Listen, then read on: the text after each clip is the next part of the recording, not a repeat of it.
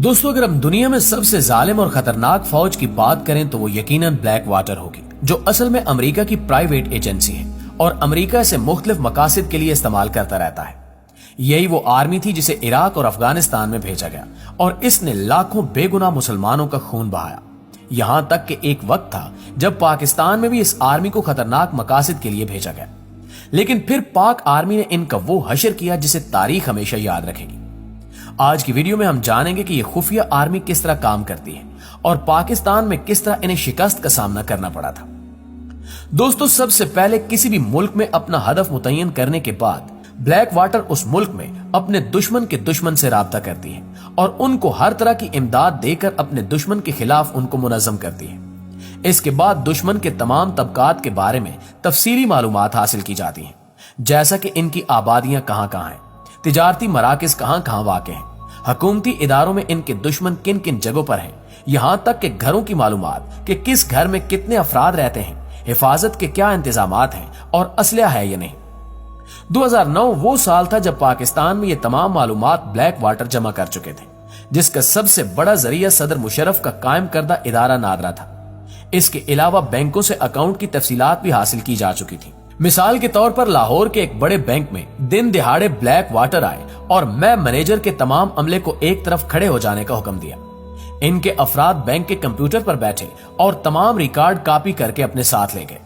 ये सिर्फ एक वाकया नहीं था, बल्कि पाकिस्तान भर में ऐसे वाकयात तसलसल से हो रहे थे। इस्लामाबाद जैसे शहर में पुलिस वालों को सड़क पर लिटाकर सबके सामने मारना, नाकों पर खड़े फौजियों को गालियां देना, किसी गाड़ी के आगे निकल जाने की सूरत में उसको रोककर पिटाई करना, ट्रैफिक जाम में फंस जाने पर गाड़ी से निकलकर असले से अवाम को दहशत ज़दा करना, बड़े बड़े कंटेनर कराची से लाहौर और लाहौर से बजरिया मोटरवे इस्लामाबाद बगैर चेक किए पहुंचना, जदीद अमरीकी असलहा पंजाब, कराची, गिलगित और सरहद के मुख्तलिफ शहरों में अपने दुश्मन के दुश्मन तबके को तकसीम करना वतन अजीज में रोजमर्रा का मामूल बन चुका था।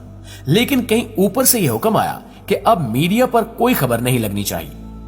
उस वक्त के वजीर दाखिला रहमान मलिक का बयान अखबारात की जीनत बना कि पाकिस्तान में फिरका वाराना फसाद कराने के लिए पैसा और असलहा तकसीम किया जा चुका है।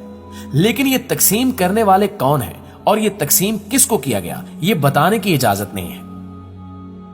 दोस्तों, कहा जाता है कि ब्लैक वाटर नामी कंपनी की सरपरस्ती दज्जाली कुव्वतें कर रही हैं और इस कंपनी के शूटर दुनिया के टॉप शूटर्स जाने जाते हैं।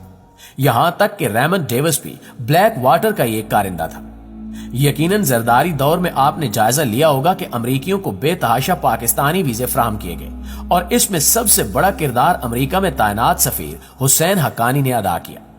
जरदारी दौर में पाकिस्तान मुआशी लिहाज से बहुत कमजोर था और हर तरफ दहशतगर्दी के वाकयात और बम धमाके आम थे। लिहाजा इन नाजुक हालात में अमरीकियों का धड़धड़ पाकिस्तान में दाखिल होना फिक्र की बात थी, क्योंकि ना ही उस वक्त टूरिज्म को फरोग दिया जा रहा था और ना ही कोई और मामलात थे। उस वक्त के वजीर दाखिला रहमान मलिक ने सदर जरदारी की सरपरस्ती में बगैर तस्दीक और इंक्वायरी के डॉलर के एवज अमरीकियों को पाकिस्तान में ब्लैक वाटर का नेटवर्क मजबूत करने में मदद फराहम की और मेमू गेट स्कैंडल भी इसी वाक़े की एक कड़ी है। ब्लैक वाटर ने जो ही पाकिस्तान में कदम जमाए तो पाकिस्तान में दहशतगर्दी में मजीद इजाफा हुआ और ब्लैक वाटर पाकिस्तान में अमरीकी एजेंसी CIA की मदद से ऑपरेट होने लगी और देखते ही देखते पाकिस्तान में फिरका वारियत, दहशतगर्दी, करप्शन और कराची में अलैदगी पसंद तंजीमें और MQM ने एंटी पाकिस्तान सरगर्मियां तेज कर दी, जबकि पाकिस्तान मुखालिफ तकारीर और अल्ताफ हुसैन की पाकिस्तान मुखालिफ सरगर्मियां ब्लैक वाटर की कामयाबी का मुंह बोलता सबूत था। और तो और उस वक्त की हुकूमत ने अमरीकी एजेंसी का भी भरपूर साथ दिया।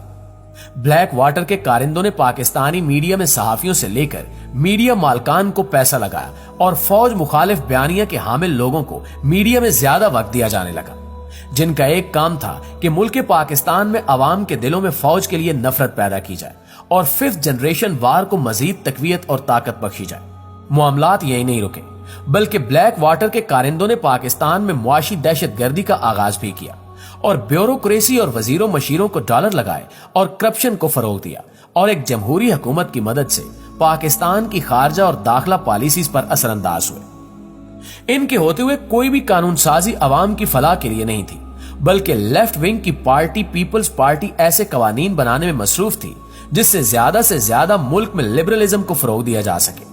इसके साथ साथ दुश्मन एनजीओज को पाकिस्तान में ऑपरेट करने की इजाजत भी दी गई। ब्लैक वाटर भरपूर अंदाज में पाकिस्तान में तखरीबकारी करती और जो भी बम धमाका होता इसकी जिम्मेदारी तहरीके तालिबान पाकिस्तान कबूल करती।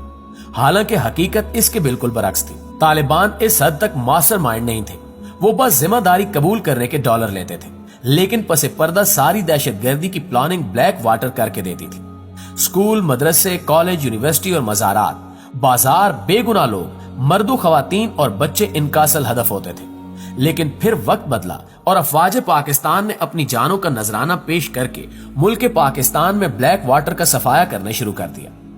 इस कुत्ता मार मुहिम का आगाज स्याहपोश मारखोर्स ने बखूबी सरअंजाम दिया और बदले में अमरीकी हुक्काम ने पाकिस्तान की हुकूमत से अपने टूरिस्ट गायब होने का एहतजाज भी किया। हकीकत में वो ब्लैक वाटर के एजेंट थे और स्याहपोश मारखोर्स का शिकार हो रहे थे। एक अंदाजे के मुताबिक 22,000 फौजी जवानों ने, जिनमें दीगर अफसरान भी शामिल हैं, अपनी जानों का नजराना पेश करके मुल्क पाकिस्तान के अमन को बहाल किया। दोस्तों, यही वजह है कि हमारी फौज दुनिया भर में काबिल तरीन फौज के तौर पर जानी जाती है और इसलिए एक आम दुकानदार, गरीब रेडीबान, आम शहरी किसी भी तौर पाकिस्तान की अफवाज से जुदा नहीं है, बल्कि आज भी हर एक के अंदर पाक फौज के साथ वतन की हिफाजत की खातिर मर मिटने का जज्बा पहले से कहीं ज्यादा मौजूद है। अवाम के दिल इन जवानों के साथ धड़कते हैं जो मौसम की सख्तियों, खाने पीने और आराम की परवाह किए बगैर अपने बीवी, बच्चों और अजीजों अकारब से दूर मुल्क की सरहदों की दिन रात हिफाजत कर रहे हैं और इसकी खातिर अपनी कीमती जानें कुर्बान करने से भी दरेग नहीं करते। लिहाजा हमें अपनी फौज पर हमेशा फख्र और नाज होना चाहिए। शायद आप जानते हो कि दुनिया भर में बहुत से ममालिक ऐसे हैं जो अपनी अफवाज पर सालाना खरबों डॉलर्स खर्च करते हैं ताकि इनकी अफवाज की अस्करी ताकत मजीद मजबूत हो और इनकी अफवाज का मयार और सलाहियत बढ़ सके। सदियों पर मुहित अस्करी तारीख रखने के बावजूद इन ममालिक की अफवाज अपना वो मकाम अब भी नहीं बना सकी जो अफवाज पाकिस्तान ने मुख्तसर सी तारीख में बना लिया है। तरक्की पजीर मुल्क पाकिस्तान ने वसाइल की कमी के बावजूद ऐसे कारनामे अंजाम दिए हैं कि दुनिया हैरत में मुब्तला है। इसलिए जब भी किसी मुल्क की अफवाज की कारकर्दगी का जायजा लिया जाता है तो अफवाज पाकिस्तान का नाम सफ़े अव्वल में शुमार होता है, जिसका वाज़े सबूत ग्लोबल फायर पावर की आलमी सतह पर अफवाज की सलाहियत और कारकर्दगी के एतबार से जारी होने वाली दर्जा बंदी पर मबनी रिपोर्ट है। सन 2021 की जारी करदा रैंकिंग के मुताबिक पाक फौज का शुमार दुनिया की ताकतवर टॉप 10 अफवाज में किया जाता है। मुल्क के अंदर कुदरती आफात, मुसीबतों, नाजुक हालात या दहशतगर्दी का सामना हो या मुल्क की सरहदों पर दुश्मन की जारियत का मुंह तोड़ जवाब देना हो, पाक फौज हमेशा अपने फराइज में सरखरू रही है। अमेरिका में 9/11 हमलों के बाद पाकिस्तान को जिस तरह दहशतगर्दी का सामना था, इसका मुकाबला अफवाज पाकिस्तान ने बड़ी दानिशमंदी और जुर्रतमंदाना अंदाज में किया। दहशतगर्दों के खात्मे के लिए कामयाब ऑपरेशन शुरू किए गए, जिनमें सरे फहरिस्त ऑपरेशन ज़र्ब अज़ब और ऑपरेशन रद्दुल फसाद है। ऑपरेशन ज़र्ब अज़ब सन 2014 में साबिक आर्मी चीफ जनरल राहील शरीफ ने शुरू किया था, जबकि ऑपरेशन रद्दुल फसाद साबिक army chief general Qamar Javed Bajwa ने सन 2017 में शुरू किया था। ऑपरेशन रद्दुल फसाद अपनी नोयत का पहला मुल्क गिर ऑपरेशन था, जिसमें पाकिस्तान की तीनों मुसल्लह अफवाज बाज़ाब्ता तौर पर हिस्सा ले रही थी, जबकि इससे पहले पाक फौज के ऑपरेशंस में तीनों मुसल्लह अफवाज गैर एलानिया तौर पर हिस्सा लेती रही हैं। ऑपरेशन रद्दुल फसाद में तीनों मुसल्लह अफवाज के साथ साथ रेंजर्स, पुलिस और दीगर सिक्योरिटी इदारों और पाकिस्तानी शहरियों ने भी भरपूर हिस्सा लिया था।